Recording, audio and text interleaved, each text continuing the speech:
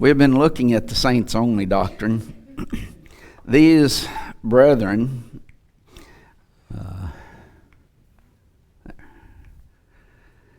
believe that we can only help those who are saints out of the church treasury. And that if the congregation out of the church treasury should help someone who is not a Christian, who is a non-saint, then they sin in doing so, and those individuals in that congregation is hell-bound. This view is best illustrated by the debate proposition that A.C. Grider in his debate with W.L. Toddy affirmed that the Bible teaches that it is a sin for the church to take money from the church treasury to buy food for needy, destitute children, and those who do so will go to hell.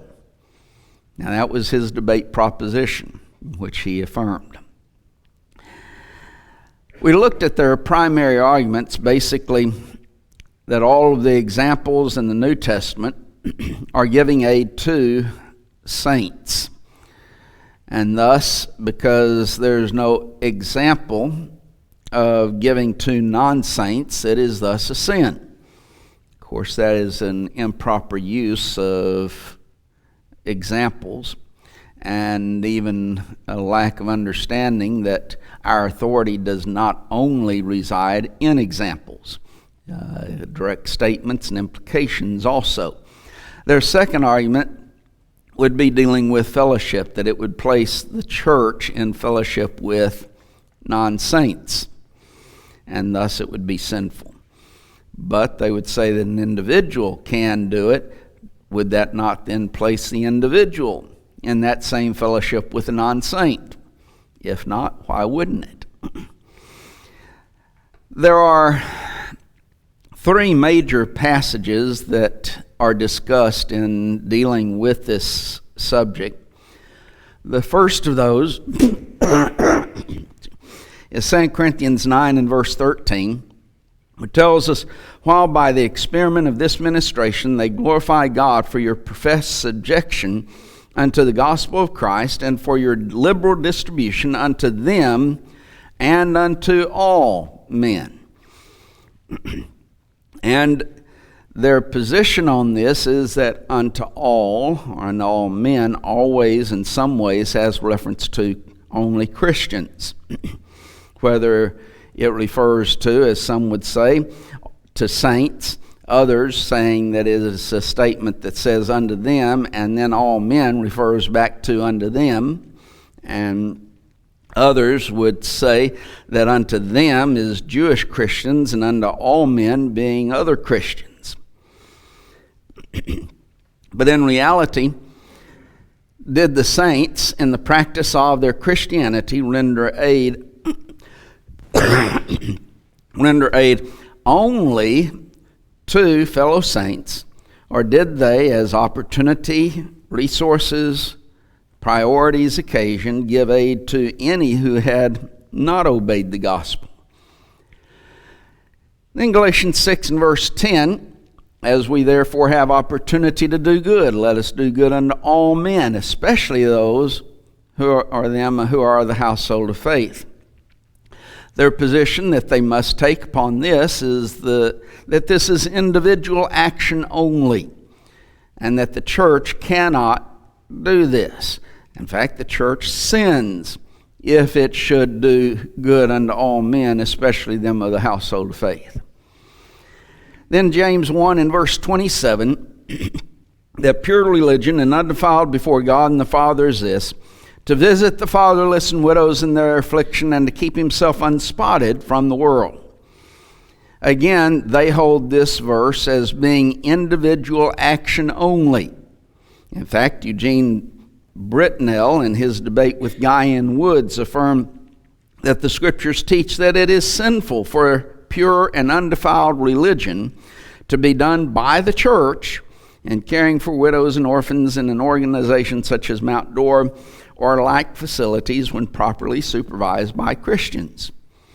sinful for the church to practice pure and undefiled religion. But in reality, it incorporates both individual and corporate action, as the rest of the chapter does, as we noted at that time. We then studied in detail this phrase, unto all, in Galatians 6:10 and 2 Corinthians 9:13. It is found 88 times, the Greek word unto all, in 84 verses in the New Testament. Yet no one would argue that it refers to saints in every place. Gus Nichols pointed out that the Greek word pantos, when used apart from some other word meaning man, is translated all men 11 times in the New Testament and does not mean saints only a single time. We also looked at the words that modify it and went through every passage in the New Testament in relationship to those words that modify it. But to be consistent, they must argue that every occasion of unto all means saints only, to be consistent with their view. Not saying that they are consistent, though. Then we started looking at some arguments, implications, and questions. And we looked last week at the collective obligation idea. It is a straw man argument when put forth as the church can do anything the individual can do. Well, no one believes that. Yet it is set forth as that's the position that we take, that the church can do anything the individual can do. No one believes that. But in reality, do obligations to the individual and obligations to the church ever overlap? That is, well, the saints only position is that they can never overlap. In other words, no command that is given to an individual could ever be accomplished by the church. No command that's given to the church could ever be accomplished by the individual without sin. But in reality, there are obligations that overlap, that are given both to the individual and to the church. The way in which we determine such is that all God-given obligations that exist upon the basis of one's being a Christian and that are equally related to all Christians are obligations that apply to both the individual Christian and the local church. Early in the series of lessons, I made mention of the treasury. And to be thinking, what is the treasury? Because I knew this point I was going to be getting to this point. It's an important question, and one that, in reality, those who hold the saints-only position, I've discussed it with several, I've not had one of them answer what the treasury consists of. Does the treasury consist of both liquid and non-liquid assets? Liquid assets, basically cash. Pull out your wallet or billfold and pull out cash. That's a liquid asset, something that you have. It can also, and they are, and from this standpoint, things that can quickly be turned into cash without losing its value. In other words, if I can sell a piece of stock out here and thus have that money immediately available, then that would still be considered a liquid asset. Non-liquid assets, on the other hand, are other items of value. This building, for example, your house is a non-liquid asset. In order to sell this building and property, it would take a long period of time. You could not have immediate access to the cash that you would gain by the sale of the building. And so it's not an immediate asset in relationship to cash or to money. There's other items likened to that. Your car would be the same aspect. Non-liquid assets. Now then, when we come to this question, what is the treasury? Does the treasury consist of only liquid assets, or does it consist of both liquid and non-liquid assets? Now then, I think one of the reasons that you'd see individuals shying away from this subject that hold the saints-only position is it puts them on a horn of dilemma. If they argue that the treasury consists only of liquid assets, then it would be permissible to take money out of the church treasury, a liquid asset, to go and buy a non-liquid asset, and then, since that non-liquid asset is not a part of the church treasury, the church then could then give it to someone who is a non-saint, because it's no longer a liquid asset. So, as an illustration, the church, someone comes in, needs food. Church can go buy the food, give that food to that non-saint, because that food is no longer a liquid asset, is now a non-liquid asset, and that would be permissible. That's if the treasury consists only of liquid assets. The church could, out of its church treasury, pay for utilities, house rent, other items such as that for the non-saint, because all of those are non-liquid assets.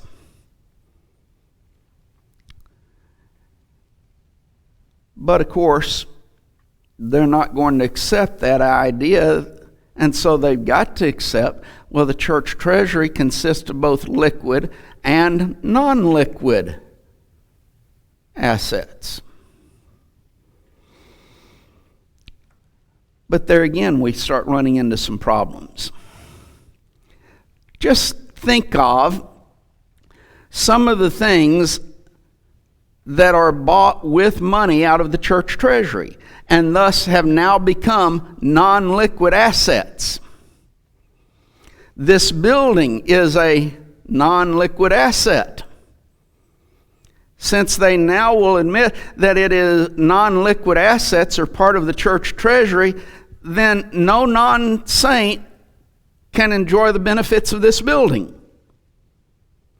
This building is cooled during the summer, heated during the winter with a heating air conditioning system. If that is a non-liquid asset, and yes, some of us think it's too cold during the summer and too hot during the winter. And others think it's the opposite way. But could the non-saint then benefit from that heating air conditioning system? If the non-liquid asset now is part of the church treasury, they cannot. The pews that every one of you are sitting in are non-liquid assets of the church. Now, if it's part of the church treasury, can a non-saint sit in our pews? We have a water fountain in the foyer. We also have one in the classroom area. That water fountain is a non-liquid asset that is paid for with liquid assets, and we provide water for it, which again, non-liquid asset. Can they drink out of that water fountain?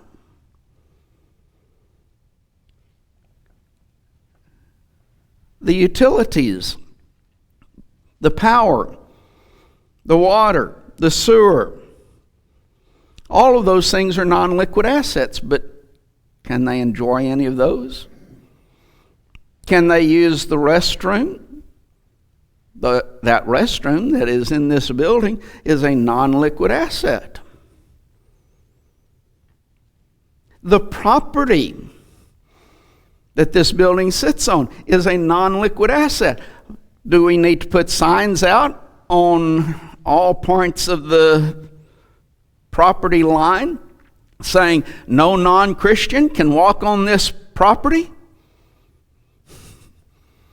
If they walk across it, are they not benefiting from that non-liquid asset?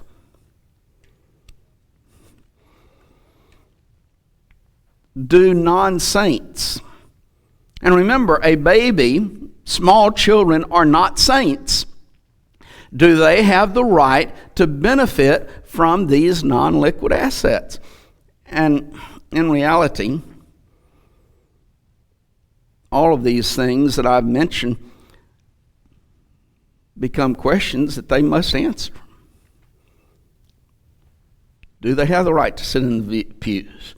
Do they have the right to benefit from heating and air conditioning? The lighting. We paid for new lights to be put in. It's a non-liquid asset. The restroom facilities, the water fountain. Or does a Christian mother who has a small baby have the right to use the nursery for that small baby who is a non-saint? And on we could ask questions. Do they have the right to use the songbook while we're singing? The songbooks are a non-liquid asset. If non-liquid assets are part of the church treasury and you cannot give aid from the church treasury to a non-saint, how can you allow them to use the songbook?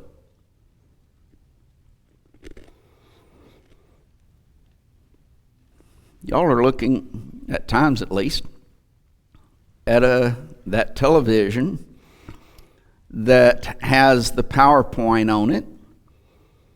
Should we, if a non-saint comes in here and sits on those non-liquid assets called pews, tell them, now when the PowerPoint comes on, you have to close your eyes because it might benefit you and you're a non-saint? Or do we even allow them on the property? That's why this is an important question. Does the treasury of the church consist of both liquid and non-liquid assets?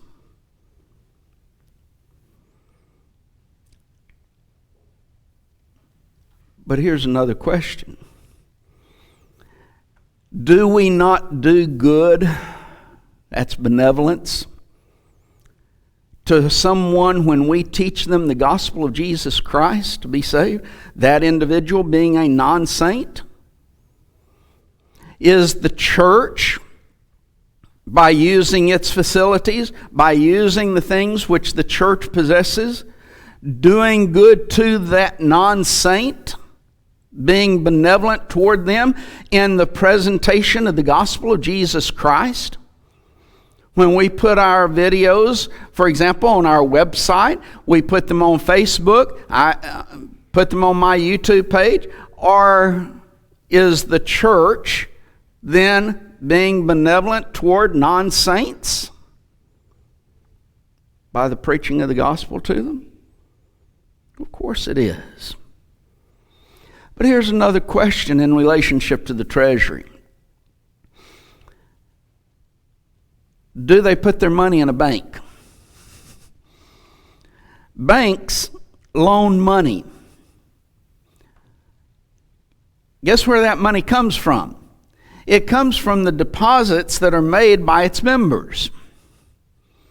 And there's a formula and there's additions to that, but basically it comes as a result of that.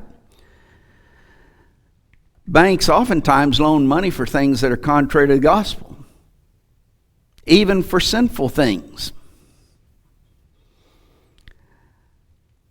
By putting the money, their assets in the bank, are they committing sin? Because now then other people who are not Christians and even engaging in sinful activities many times are benefiting from the money that they have deposited in that bank? If not, why not? Now then, God's nature. I think this is an important point in this whole subject, and I think many times one that gets overlooked. We are to be partakers of God's nature. 2 Peter 1 and verse 4, whereby are given unto us exceeding great and precious promises, that by these ye might be partakers of the divine nature, having escaped the corruption that is in the world through lust.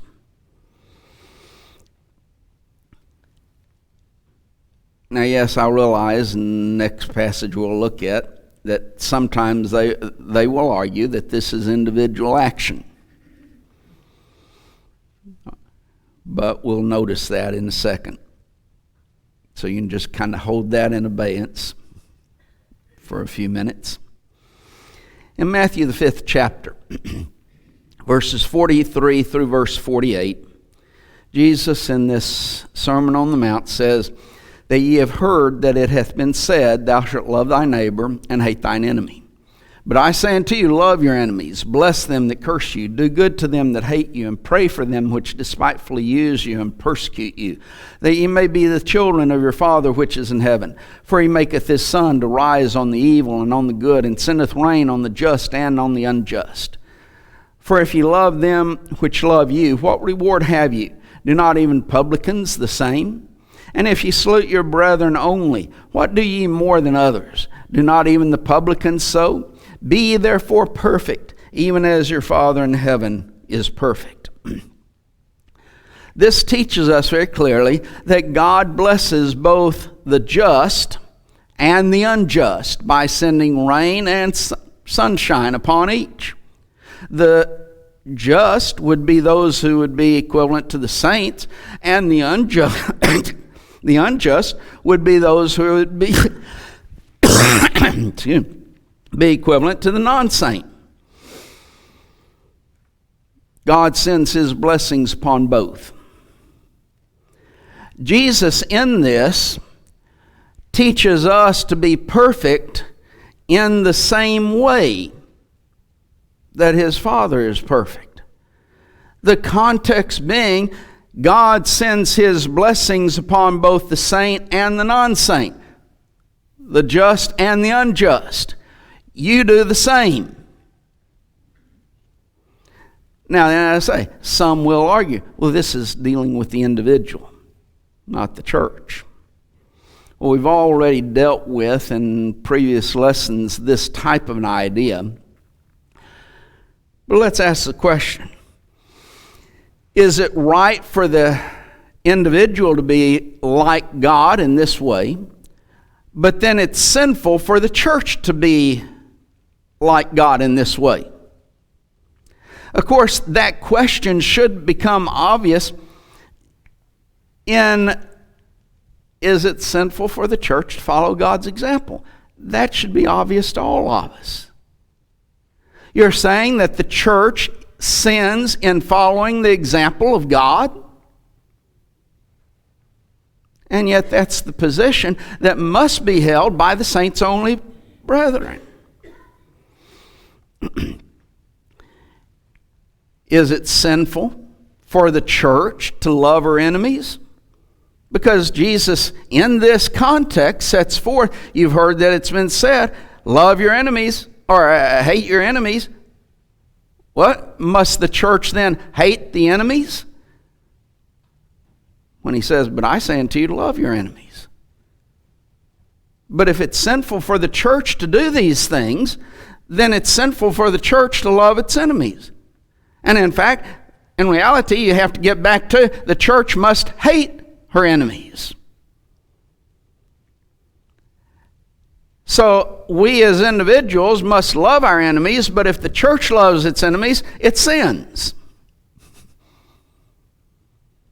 Surely we can start seeing that both individual action and church action are involved in this. That both individual and the church are to love their enemies, to do good to them in order to be true children of God. But let's not stop there. Romans 5, verses 8 through verse 10. God commended his love toward us in that while we were yet sinners, Christ died for us.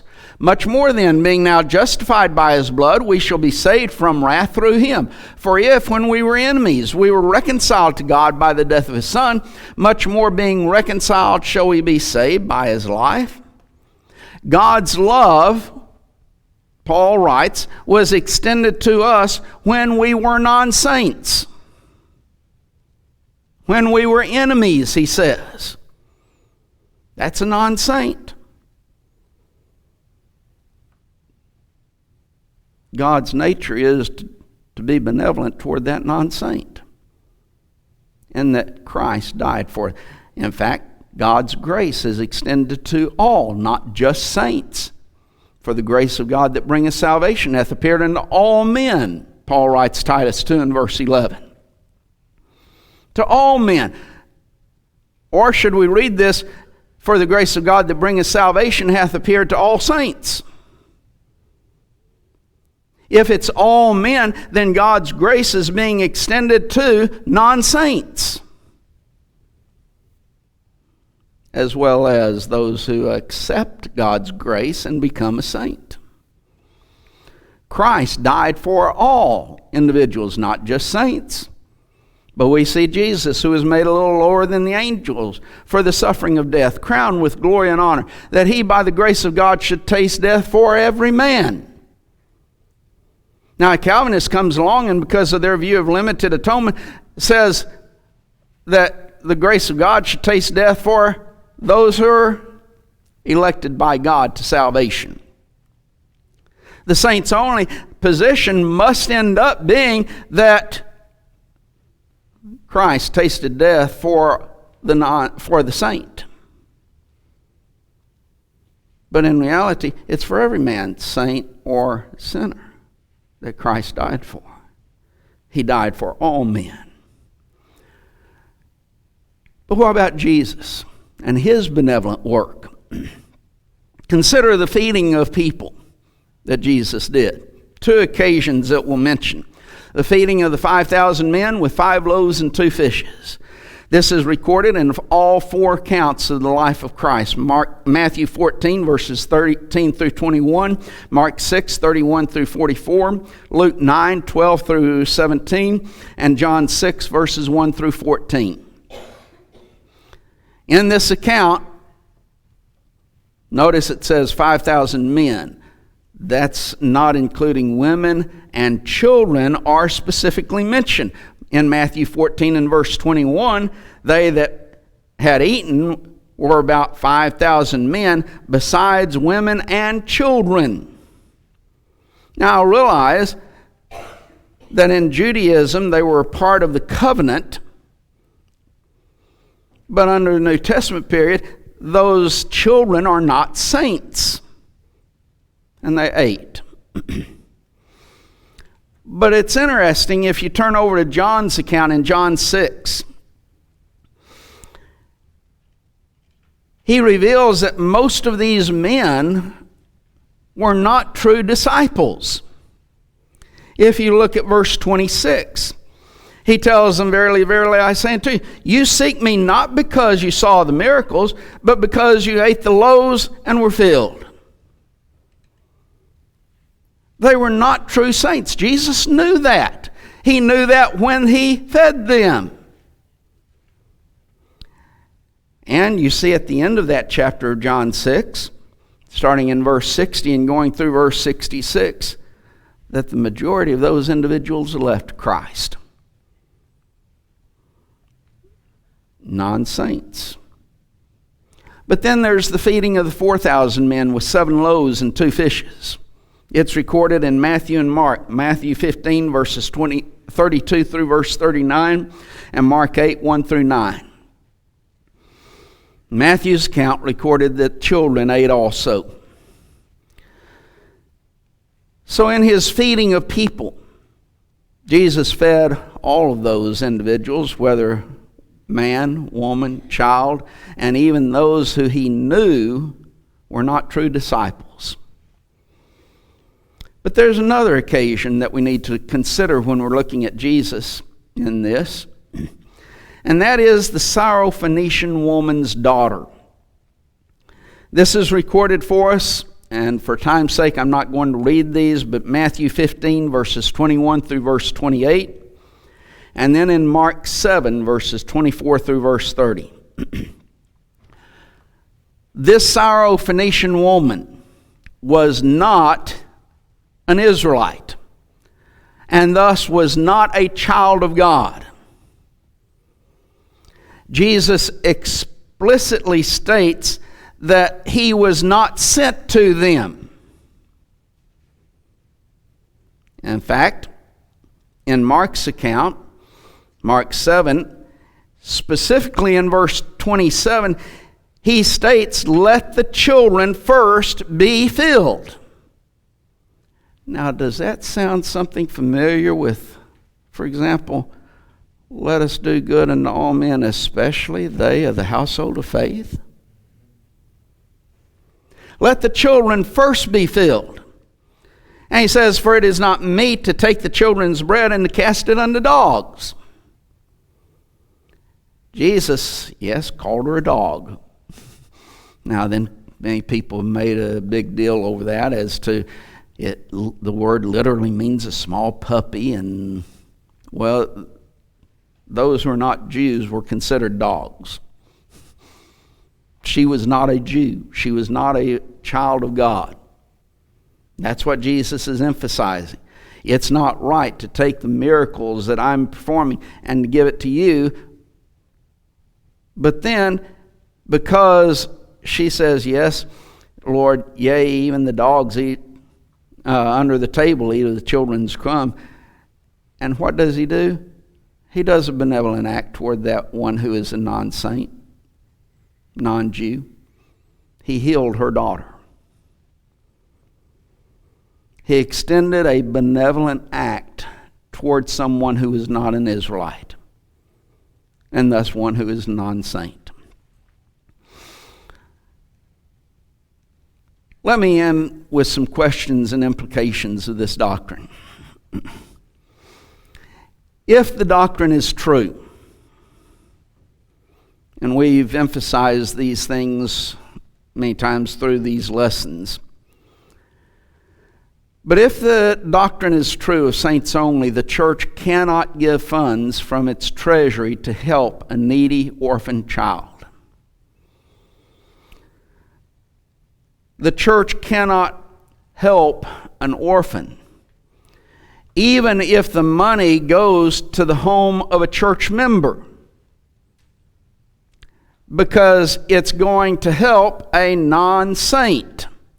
And so even though that non-saint might be in the home of a saint, because it's going to help the non-saint, it cannot be given to that church member even, and be consistent with their doctrine.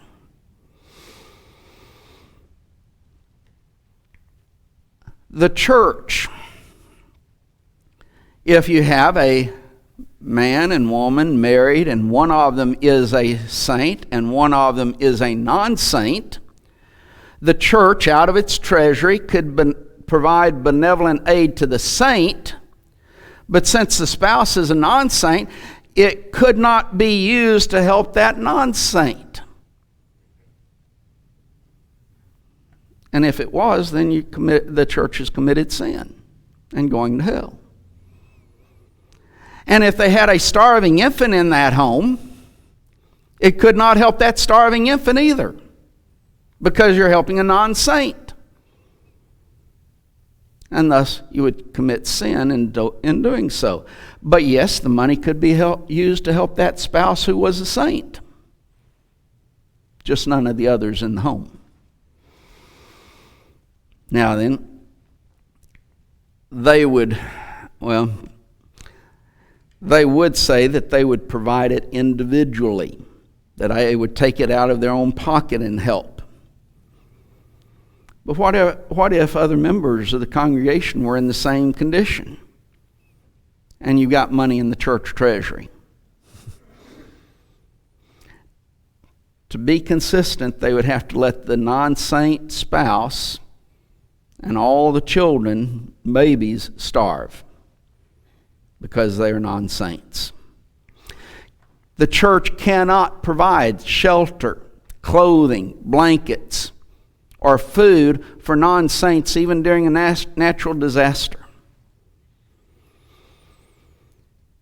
An elder in a congregation who holds this doctrine during a debate was asked about this very subject, and he said, "Oh yes, we've opened the building during disasters to allow people to come in and stay." And it never had dawned on him that the church, out of its treasury then, was helping non-saints. But according to their view, it cannot be done. But also, the church could not even give away a Bible to a non-saint that was purchased out of the church treasury. So if the church bought a Bible, it could not give that Bible to this non-saint, because then you're providing benevolent aid to a non-saint. Nor could the church even provide baptismal garments for baptism if those garments were purchased out of the church treasury. You're providing a benevolent aid to them for clothing to get baptized in, but the person's non-saint, and thus you could not provide it. No amenities at the building, we emphasized this earlier, could be used by a non-saint, including the property and the building itself. Some have used this to show the extremity of this view, that if a young child were hit by a car in the parking lot of the church building, could someone use the church phone to call for medical assistance? And think of a time before cell phones existed. Could someone run inside the building, lift up the phone that was purchased by church funds, call for medical assistance on a line that is provided for by church funds, to call for an ambulance to come and help that small baby or small child? If you say that someone could do that, then you transgressed the saints' only view. A couple of questions in view of James 1:27. Is it sin for the church to visit the fatherless and widows in their affliction? Now, we noted the one debate proposition in which he stated it was sinful for the church to practice pure and undefiled religion and helping widows and orphans in the manner of Mount Dora or such other organizations, even if they were done by Christians. Is it really a sin for the church to do that? But then, if you also run into the question, what about the church in Jerusalem? Acts the 6th chapter. Their widows were being neglected in the daily ministration. If it is a sin for the church to visit the fatherless and widows in their affliction, then didn't the church in Jerusalem commit sin in providing benevolent aid to the widows? In fact, weren't, as directed by the apostles, 7 men set out to do that daily ministration? And yet, if James 1:27 is individual action only and the church sins by doing it, then the church in Jerusalem sinned in doing so. But if James 1:27 is only individual action and it's sinful for the church to do such, then is it sinful for the church to take a widow into the number as directed by 1 Timothy 5 and verse 27, a widow who is a widow indeed? Because it would be sinful for the church to visit the fatherless and widows in their affliction. And yet you have Paul in 1 Timothy 5 and verse 8 setting forth, here's the church taking widows indeed into the church number. Thus you have contradictory information if it is sinful for the church to practice James 1:27. As hopefully you can see, the saints-only doctrine is a doctrine that's just filled with a multitude of problems and inconsistencies. It's a doctrine that ends up being contrary to God and God's nature, because God was benevolent toward all men, not just those who are saints. If God, in reality, took a saints-only view, we would all be lost. There's not a person on earth that could ever be saved if God took a saints-only view. Now then, we do need to understand that if a congregation makes a congregational decision to only give to those individuals who are Christians, but they do not make this a law upon others and all other congregations, then that's their right, their option to do as an autonomous congregation. They have that right to make that decision among themselves. The difficulty comes is when they make this a law, a matter of doctrine, and state that congregations who decide to give in a benevolent way to a non-saint, that they're sin and that they're going to hell. That's where the problem resides. Again, a congregation has a right to make their own autonomous decision. But when they make it a law upon others, it is wrong and it is sinful and must be fought against. I'm thankful to God that He did not take a saints-only view. But His grace is extended to all men, and that Christ died for all men so that you and I could be saved. And that, yes, while we were enemies, God's love is extended to us and that Christ died for us. Now, we must obediently respond to that grace of God, that death of Christ, and appropriate the blood that He shed upon the cross for our sins. We do that upon our faith, we repent of our sins, we make a confession of our faith, and we're baptized in water for the forgiveness of our sins. And in doing so, we appropriate the grace of God and that blood that He shed.